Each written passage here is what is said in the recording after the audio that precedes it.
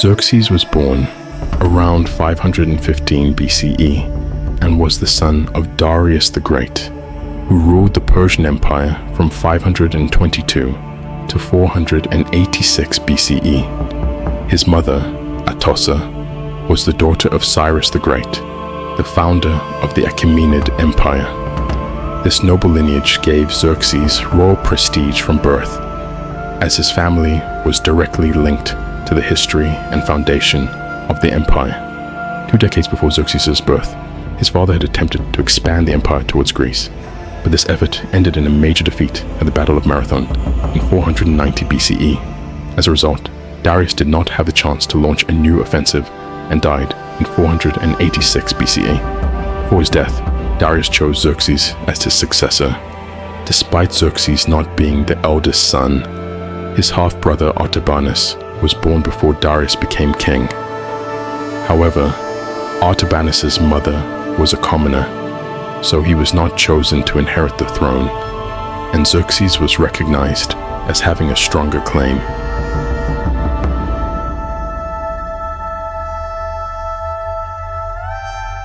Xerxes ascended to the throne between October and December of 486 BCE at around 32 years old. He was married to the princess Amestris, the daughter of Otanes.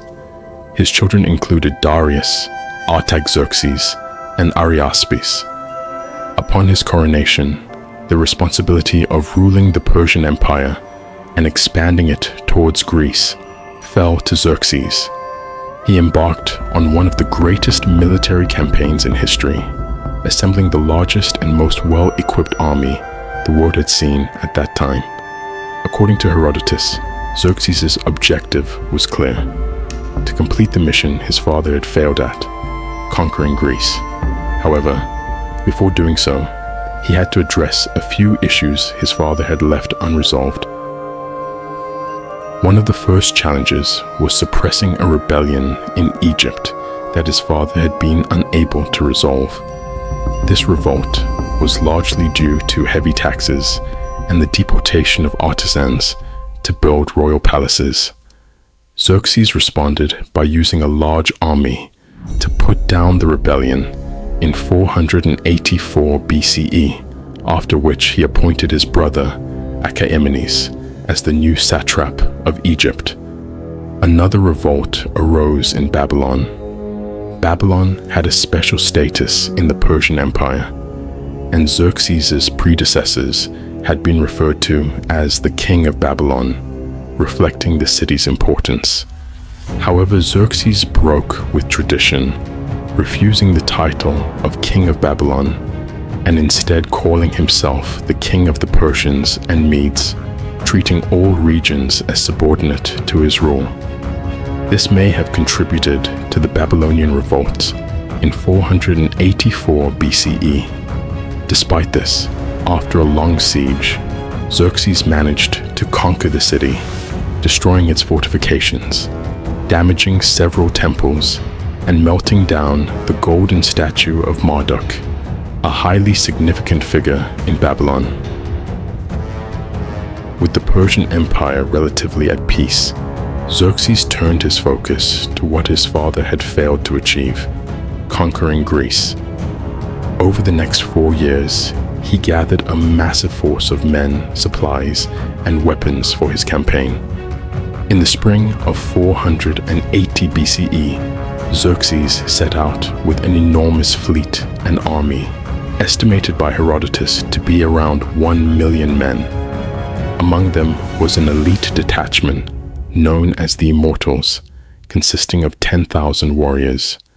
Xerxes crossed the Hellespont and advanced through the Thermopylae Pass on the eastern coast.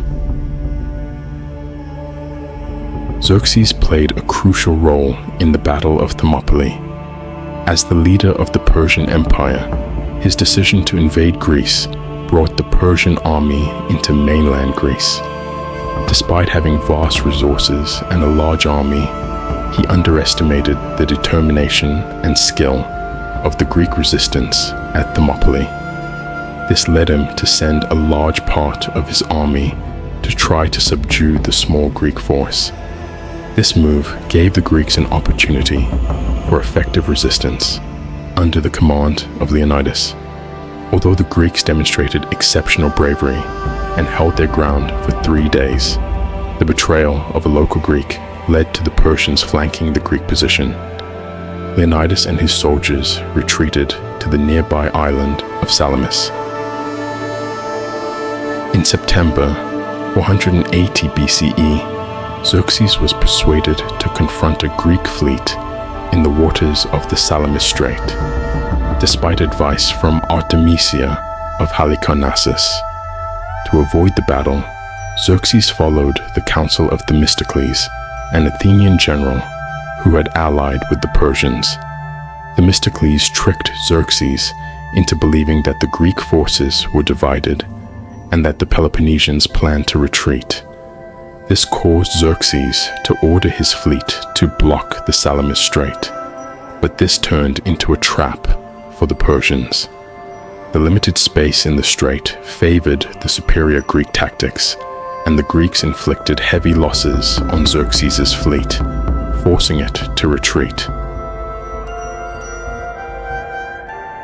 Recognizing the setback, Xerxes retreated back to Asia, taking much of his army with him. Fearing that the Greeks would attack the bridges over the Hellespont, Xerxes decided on a strategic withdrawal to his capital, Susa. Although his retreat did not end the Persian threat to Greece, he left the invasion in the hands of his general and cousin, Mardonius. Despite a solid Persian presence in Greece, Mardonius's efforts to turn the tide in favor of the Persians failed. The Greeks were determined to fight for their independence, and after the death of Mardonius, the remaining Persian forces suffered from poor conditions and disease, further weakening the Persian army. By the time Xerxes reached Sardis, he had lost most of his army, and his grand expedition to conquer Greece had turned into a disaster. Several years later, the Greeks, led by Pausanias of Sparta, counterattacked to liberate the Greek colonies in Asia Minor, which were under Persian control. In 466 BCE, the Greek commander Cimon led an impressive victory over the Persians at the Battle of Eurymedon, marking a turning point in Greek-Persian relations and consolidating the independence of the Greek colonies. After abandoning his expansionist goals, Xerxes invested his resources in monumental construction projects. He spent vast amounts on building even greater structures than those of his father, Darius, and focused on improving roads across the empire, particularly the Royal Road. However, to fund these endeavors, he imposed heavy taxes across his provinces, creating discontent among the people. This financial burden, combined with the costs of his failed Greek campaign, contributed to unrest and resentment, leading to political instability within the empire. In August 465 BCE, a shocking event occurred when Artabanus, the commander of the royal guard, conspired to assassinate Xerxes. According to the Greek historian Aristotle, Artabanus first killed Xerxes' son, Darius, then the king himself. When Xerxes' third son, Artaxerxes, discovered the murders, he executed Artabanus and his family, reclaiming the throne. Despite his death, Xerxes maintained a reputation for cruelty and tyranny in Greek sources, which shaped the negative image of him that survives today.